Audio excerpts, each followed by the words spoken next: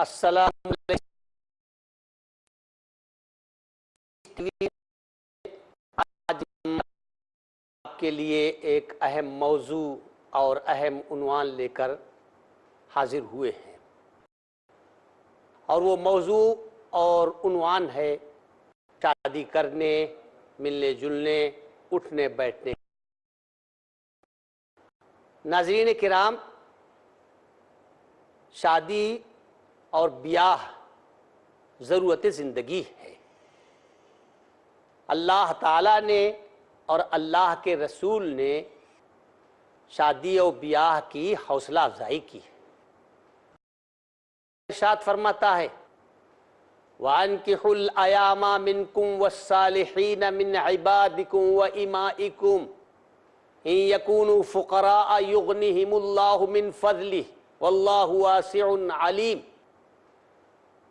لوگو، جو تمہارے نیک غلام ہیں اور تمہاری بیوہ عورتیں ہیں یا مطلقہ عورتیں ہیں، ان کا نکاح کراؤ۔ خیال تم کو دامنگیر نہ ہو کہ نکاح کرنے کی وجہ سے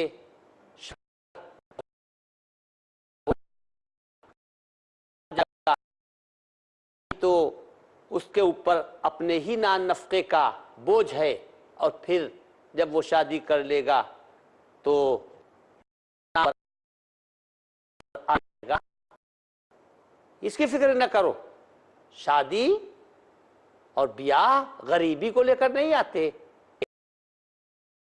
نکاح کرنے والے تو اللہ اپنے کو غنی کر دے گا، اور اللہ تعالی کے فضل میں بڑی وسعت، اور اللہ خوب علم رکھتا ہے اور جانتا ہے کہ کون کتنے رزق کا حقدار ہے۔ تو اس آیت کریمہ میں توجہ دلائی گئی۔ اسی طرح حضرت صلی اللہ علیہ وسلم نے فرمایا النکاح من سنتی فمن رغب عن سنتی فلیس السلام، کہ نکاح میری سنت ہے، اور جو میری سنت سے اعراض ہے کہ یہ سنت کو ہم نے سنت مظلومہ بنا دیا، ظلم کیا ہے۔ شاید کسی سنت پر اتنا ظلم ہم نے نہیں۔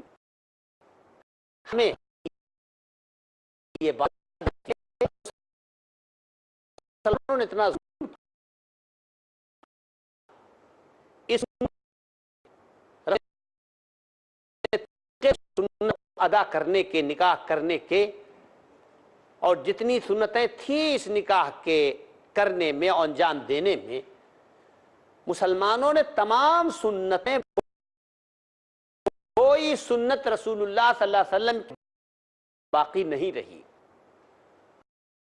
کس طرح تاریخ رکھی جاتی تھی، کس طرح رسول اللہ صلی اللہ علیہ وسلم کے عہد میں رشتے طے ہوتے تھے، کس طرح ولیمہ کیا جاتا تھا، کس طرح دوستوں کو اور احباب کو، رشتہ داروں کو بلایا جاتا تھا، یہ سب چیزیں ہم بھول گئے۔ صرف ایک چیز نکاح کی ہمارے یہاں باقی ہے، اور وہ ہے خطبہ نکاح۔ صرف مسلمانوں نے خطبہ مسنونہ کو باقی رکھا ہے۔ یا ایھا الناس اتقوا ربکم منھا زوجہا ولا تموتن الا وانتم مسلمون، یا ایھا الذین آمنوا اتقوا اللہ وقولوا قولا سدیدا۔ یہ النکاح من سنتی، یہ جو خطبہ مسنونہ پڑھا جاتا ہے، یہ حضرت صلی اللہ علیہ وسلم کے زمانے کا باقی ہے۔ ہمارے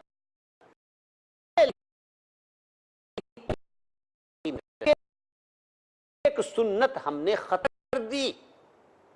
یہود و نصارہ، مشرکین، دہریے، ملحدین، آخرت کے منکرین، مادہ پرست، ان کی سنتیں، ان کے رواج اور رسم و رواج کو ہم نے، یہ ہے کہ اس دیواجی زندگی ہماری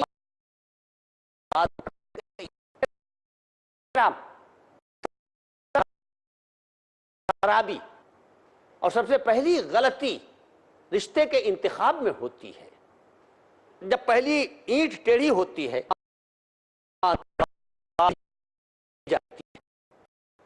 پہلی اینٹ اگر ٹیڑھی ہے تو تاج محل کا معمار بھی اس دیوار کو سیدھی نہیں کر سکتا۔ خشت اول چون نہد میروت دیوار، پہلی اینٹ اگر ٹیڑھی ہے تو آسمان تک دیوار ٹیڑھی جائے گی۔ پہلی اینٹ ٹیڑھی کیا رکھتے ہیں آپ؟ رشتے کے انتخاب میں غلطی کرتے ہیں۔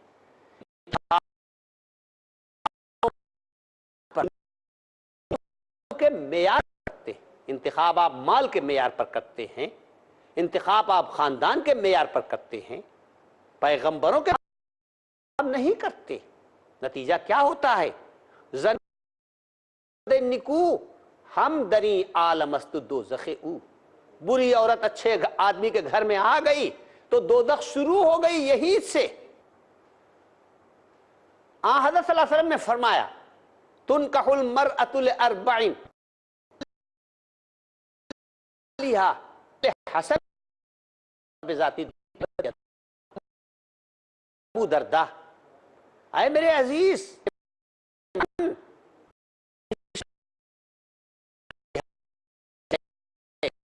خاندان بھی ہے اور رشتے کی بنیاد سیدھا بھی ہے۔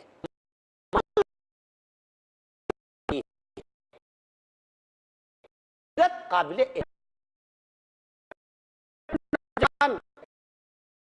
کہتا ہوں کہ اللہ کے واسطے ہوش کے ناخن لیجئے، بے ہوش نہ ہوئیے۔ رشتے کے انتخاب میں اگر آپ نے بے ہوشی کا مظاہرہ کیا تو عمر بھر آپ کو رونا پڑے گا۔ غور فرمائیے، آپ غربت بھی آ سکتی ہے، بوڑھے بھی ہوں گے، تو یہ جو اسمارٹ عورتیں اور ہیروئنوں کے چکر میں آپ پڑے رہتے ہیں، یہ بیماری میں آپ کی خدمت کریں گی؟ یہ غریبی میں آپ کے ساتھ وفاداری کریں گی؟ لات مار کر چلی جائیں گی۔ معذوری کے زمانے میں اگر آپ کے کام آئے گی تو وہی شریف عورت، وہی گھریلو عورت، وہی دیندار اور صاحب سیرت و کردار عورت کام آئے گی۔ یہاں بیجا نہیں ہوگا اگر میں یہ شعر سنا دوں کہ حسن صورت عارضی ہے، حسن سیرت جمال اور خوبصورتی تو عارضی چیز ہے، 2-4 سال کا مہمان ہوتا ہے پھر رخصت ہو جاتا ہے، اور عادت اور شرافت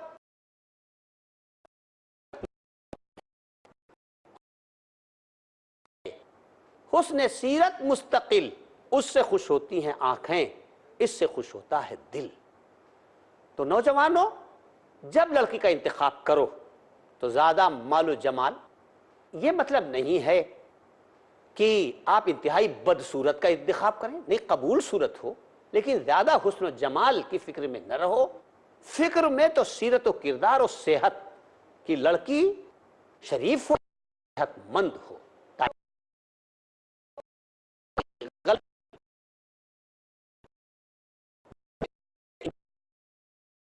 آپ کو حضرت سعید ابن مسیب مال و جمال، خاندان کی پرواہ نہیں کی، تقوی کی پرواہ کی۔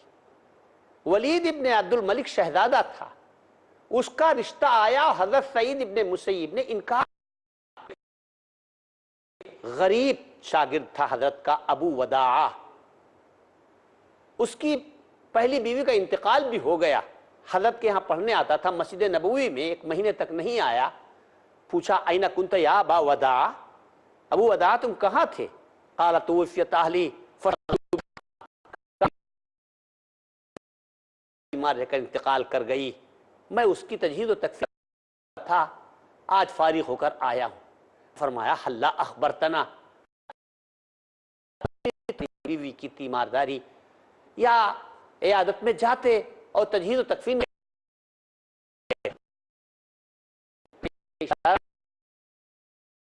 ٹھہر جانا، بڑی حیات تھی۔ جب لوگ سب چلے گئے اور اکیلے ابو وداع رہ گئے تو فرمایا ابو وداع تم نوجوان ہو، دوسری شادی کرنے کا ارادہ ہے؟ تو ابو وداع نے فوراً کہا وَمَن يُزَوِّجْنِي وَمَا أَمْلِكُ إِلَّا دِرْهَمَيْنِ وَثَلَاثَةً، حضرت مجھ جیسے غریب آدمی سے کون نکاح کر دے گا، میرے پاس تو 2 روپے یا 3 روپے سے زیادہ۔ غور کرو، حضرت نے فرمایا تفعل کہ اگر میں اپنی بیٹی کا نکاح تم سے کروں تو تم کو منظور ہوگا؟ تو کھڑے ہو گئے، باغ باغ ہو گئے، کہا حضرت اس سے بڑی کیا سعادت ہے؟ فرمایا ادعو شاہد لاؤ۔ چنانچہ وہیں پر 2 گواہ بلائے گئے اور آپ نے نکاح کر دیا۔ یہ ہے آن حضرت کے قول پر عمل کرنا، کہ آن حضرت نے فرمایا تھا کہ رشتے کی بنیاد مال خاندان نہیں، بلکہ تقوی اور نیک کردار اور سیرت اور دیندار۔ حضرت سعید ابن مسیب نے شہزادے کو ٹھکرا دیا اور ایک غریب آدمی کو منتخب کر لیا، اس لیے کہ اللہ کے نزدیک شہزادہ یا بادشاہت فضیلت کا معیار نہیں ہے۔ ولید ابن عبد الملک شہزادہ تو تھا، عاری تھا، ابو وداع تھا، مگر تقوی اللہ کے شیر ہوتے، وہ عمل کر کے دکھاتے۔ یا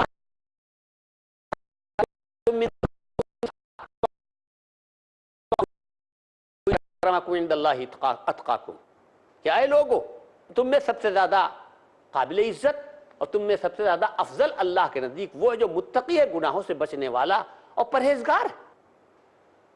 تو رشتے کے انتخاب میں ترجیح دیں تو جو ہماری گھریلو بیماریاں ہیں اور گھریلو فساد ہیں وہ آدھے تو اسی سے ختم ہو جائیں گے۔ تو بھائیو، ایک تو یہ خرابی ہے کہ ہم پہلی یہیں پر روکتے ہیں، تھوڑی دیر کے لیے وقفہ ہوگا، وقفے کے بعد پھر ہم آپ کی خدمت میں حاضر ہوں گے۔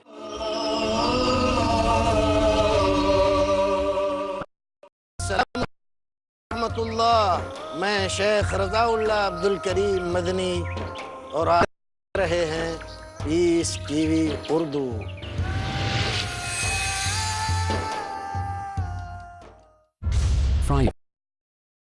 In Britain, we are facing one big problem, that are you Muslim or British? The space to talk. In India, back home, and we Muslims should know how to reply, how to turn the tables over. Trinity cannot be regarded in that sense, Father, Son, and Holy Spirit. The opportunity to ask. But even if we agree that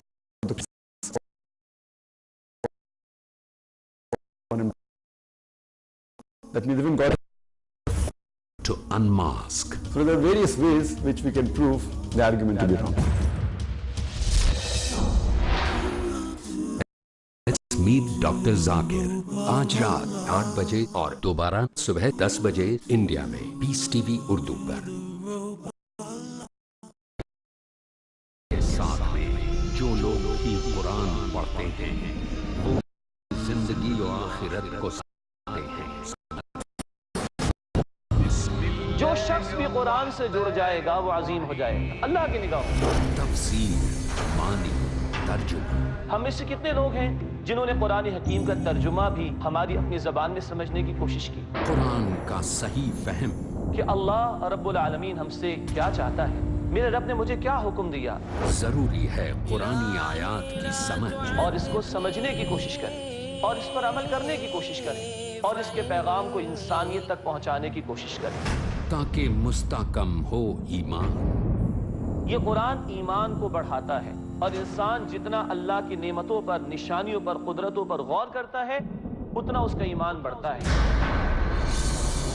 شجاع الدین شیخ کے ساتھ جانتے ہیں فہم قرآن، اگلا programme پیس TV وی اردو پر۔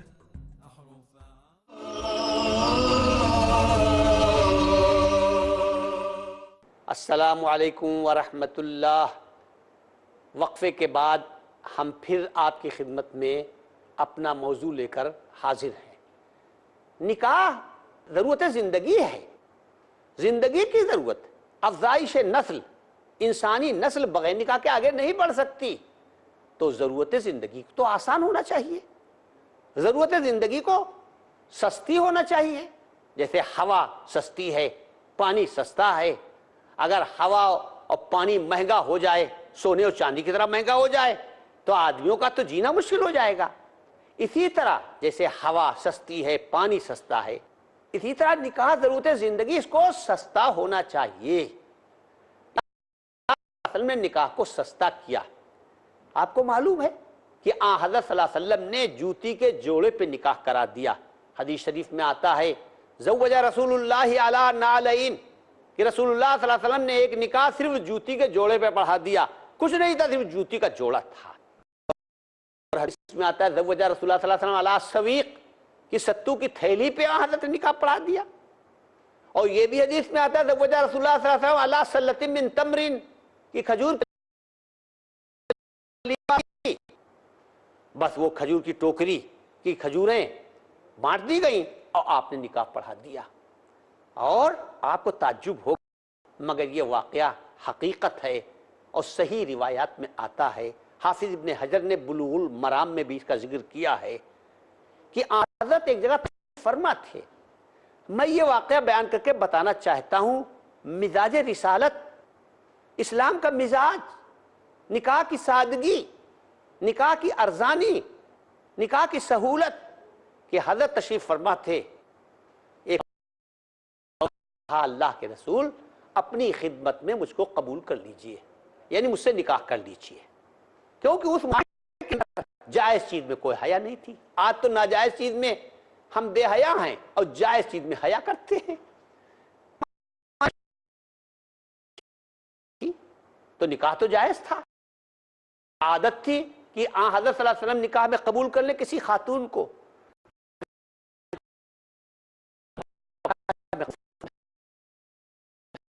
اختیار کی، صحابی نے انتظار کرنے کے بعد کھڑے ہو کر عرض کیا کہ اللہ کے رسول بڑی دیر تک آپ، حضرت کو ضرورت نہیں، اللہ کے رسول اگر آپ کو ضرورت نہیں، اس کو ضرورت ہے، میرا نکاح اس سے کرا دیجئے۔ تو اب آن حضرت نے سر مبارک اٹھایا اور ان کے چہرے کو دیکھا، ان صاحبہ کی دیکھیں وہ انہوں نے تو اپنی طرف سے پیغام دے دیا، تو دیکھا کہ ان کے چہرے پر،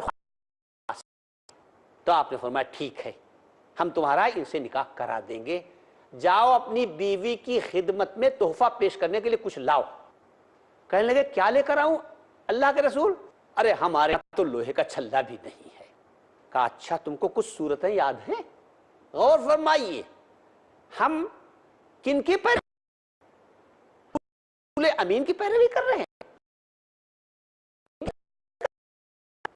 ہم محسن انسانیت کے طریقے پہ چل رہے ہیں یا فرعون و حامان کے طریقے پہ چل رہے ہیں؟ برکت آئے کہاں سے؟ گھاس کی منڈی میں زعفران نہیں ملتی، آپ ملعونین کے طریقے پہ چلیں اور آپ کی تقریبات میں رحمت آئے، نہیں ہو سکتا۔ ترسم نہ رسی بکا با اے آرابی این رہ کی تمی روی بترکستان است، جو راستہ تم نے اختیار کیا وہ ترکی کو جاتا ہے، مکے کو نہیں جاتا، آپ مکے کو نہیں پہنچ پائیں گے۔ تو بہرحال غور کرو اس واقعے میں، یہ کوئی ضعیف روایت نہیں ہے، حفاظت سے رکھو کلیجے لگا کر، یہ قول نبی ہے کہانی۔ اچھا یہ بتاؤ قرآن یاد ہے؟ کہا ہاں۔ فرمائیے یہ صورتیں اپنی بیوی اور یہی تمہارا مہر ہے۔ یہ تھی نکاح کی سادگی۔ آن حضرت صلی اللہ علیہ وسلم کے پیش نظر کیا تھا کہ نکاح کو سستا کرو، سستا، اتنا سستا کرو، اتنا سستا کرو کہ کوئی بالغ لڑکا اور بالغ لڑکی نکاح سے محروم نہ رہے۔ نتیجہ کیا ہوگا؟ جب نکاح عام ہو جائے گا، نکاح سستا ہو جائے گا، تو جیسے روشنی عام ہو جاتی ہے تو ظلمت پر ضرب لگاتی ہے، تاریکی کو چھانٹ دیتی۔ جب نکاح عام ہو جائے گا ناپید ہو جائے گا، زنا معاشرے سے ختم ہو جائے گا۔ مگر ہم نے کیا کیا؟ ہم نے نکاح کو مہنگا کر دیا، مہنگا کر دیا، مہنگا کر دیا، اتنا مہنگا کر دیا کہ اوسط درجے کا آدمی نکاح کا تصور کر کے کانپ جاتا ہے۔ کتنے لوگوں نے کہا کہ مولوی صاحب 5 بیگھے زمین تھی، ایک لڑکی کا نکاح کیا، 2.5 بیگھے بیچ لیا، اب 2.5 بیگھے دوسری لڑکی لے جائے گی اور ہم اللہ خیر صلی اللہ. دکانیں بند ہو جاتی ہیں شادیاں کرنے کے بعد. کاروبار ہماری شیطانوں کی وجہ سے, فضول خرچی کی وجہ سے, اور شیطانی حرکتیں دولت مند طبقے کی وجہ سے زیادہ معاشرہ ٹوٹے گا نہیں جو دولت مند طبقہ ہے.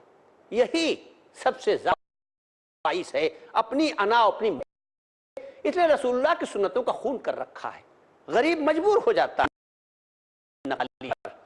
ورنہ احساس کمتری کا شکار ہو جائیں اس کے بچے. تو بہرحال رسول اللہ نکاح کو رسول اللہ نے سستا کیا, لیکن ہم نے مہنگا کر دیا. مہنگا اتنا مہنگا کر دیا کہ اوسط درجے کا آدمی نکاح کا تصور کر کے کانپ جاتا ہے. نتیجہ کیا ہوا کہ زنا سستا ہو گیا. زنا سستا ہو گیا. زنا سستا ہو گیا. اتنا سستا ہو گیا, اتنا سستا ہو گیا کہ نکاح تو 2.5-2 لاکھ میں بھی نہیں کر سکتا آدمی. 2-4 ہزار میں آسانی سے کیا. 2,000 روپے جیب میں ڈالے اور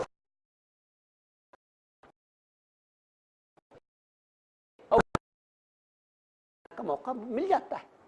جو تھا تدریج وہی خوب ہوا. جو برا تھا وہ اب اچھا ہو گیا. جو مشکل تھا وہ اب آسان ہو گیا. جو تھا ناخوب بتدریج وہی خوب ہوا کہ غلامی میں بدل جاتا ہے قوموں کا ضمیر. تو کیا آپ اپنے ضمیر کو حرکت میں لائیں گے اور رسول اللہ صلی اللہ علیہ وسلم کی سنتوں کو زندہ کرنے کی فکر کریں گے, یا اسی طرح ہاتھ پر ہاتھ دھرے بیٹھے رہیں گے؟ سنیے, غریب آدمی اگر سادگی کرے تو مجبور ہے.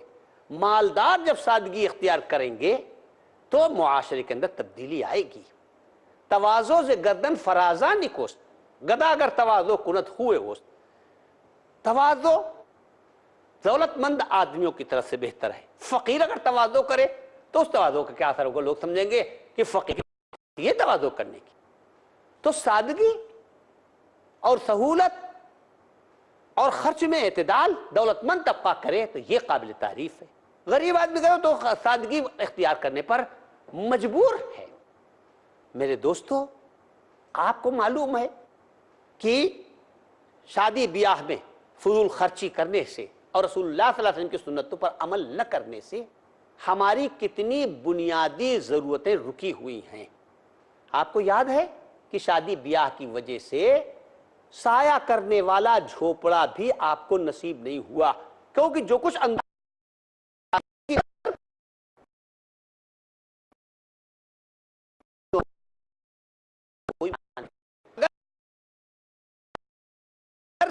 فضول خرچی آپ نہ کرتے تو 2-4 سال تک ہمت کر کے کچھ بچاتے تو ایک سر چھپانے کی جگہ آپ کے لیے بن جاتی. تعلیم کے لیے آپ کے پاس دولت, آپ کے پاس فیس کے پیسے ہوں تو اعلیٰ درجے کی تعلیم گاہوں میں آپ اپنے بچے کو پڑھا سکتے ہیں. لیکن سارے پیسے تو آپ نے گلا تو گھونٹ دیا اہل مدرسہ نے, تیرا کہاں سے آئے صدا لا الہ الا اللہ. آپ نے سارے پیسے تو شادی میں لگا دیے, تو اب بچے کی فیس ادا کریں. اسی طرح بعض اوقات بیماریاں آتی ہیں. من سن سنتا حسنتا فلہ اجرها واجر من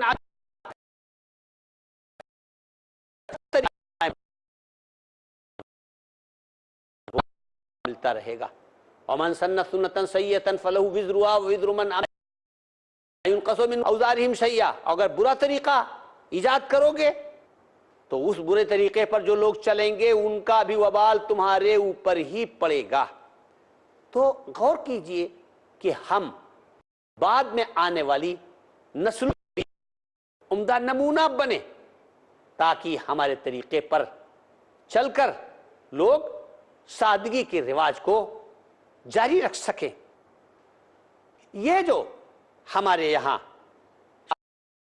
کے اندر دوسروں کے طریقے آ گئے ہیں ان کی وجہ سے یہاں بہت سے ایسے ہوتے ہیں کہ جن واقعات کی ہم سر اٹھانے کے لائق نہیں. ہمارے یہاں آدمی مال کی ترازو میں تولا جاتا ہے. ہمارے یہاں آدمی جمال کی ترازو میں تولا جاتا ہے, حالانکہ اسلام کی ترازو نہ مال ہے نہ جمال ہے. اسلام اور وہ ہے تقویٰ، اور وہ ہے ہماری سادگی، اور وہ ہے ہماری انسانیت اور شرافت۔ امید ہے کہ ان چیزوں کا خیال رکھتے ہوئے آپ حضرات کوشش کریں گے کہ سادگی کی روایت قائم رکھیں۔ اللہ عمل کرنے کی توفیق عطا فرمائے۔ وآخر دعوانا ان الحمد للہ رب العالمین۔